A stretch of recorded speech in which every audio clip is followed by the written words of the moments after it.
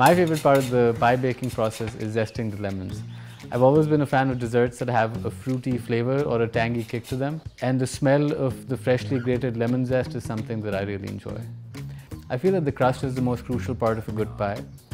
With the filling and the other steps, as long as you make sure that you're using fresh and high quality ingredients, it's hard to go wrong with those steps. But with the crust, there are a number of factors at play.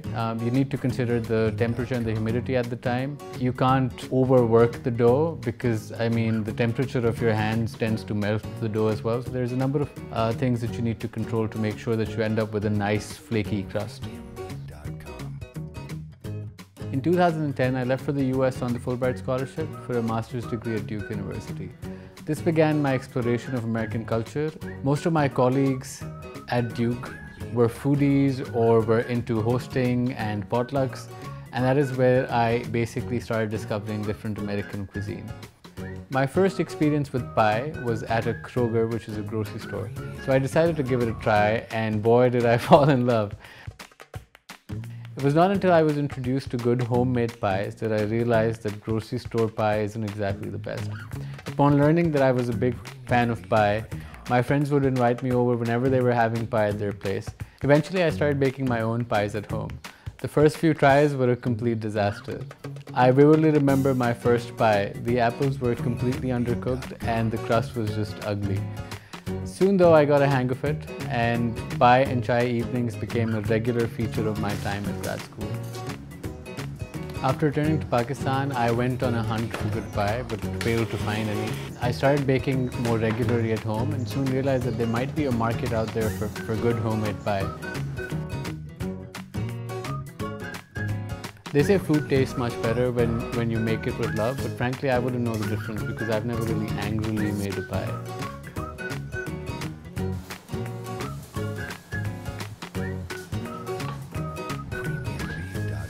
My first customers were people at my sister's office. Our initial growth was entirely due to word of mouth. My sister would take these pies to work in our own dishes, and then people would return the dishes to us the next day. As more orders started to pour in, we soon realized that we needed proper packaging as well as a brand name. I decided to start a Facebook page in October 2013, and PieCycle was the first name that came to mind because our pies were being delivered on a motorcycle. We officially started our home delivery and pickup service in October 2015. Today we have an outlet, we offer delivery services in the city, and we're planning to expand to Islamabad. For me, one of the best feelings is seeing people enjoy the food that we've made. I feel very lucky because I do think that we have the best customers who are very proactive with feedback, and the response that we've received from our customers has been overwhelmingly positive.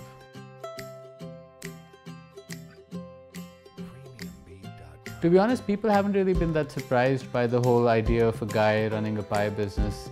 They've been more surprised by a guy with a master's degree returning to Pakistan and starting a pie business, that is for sure.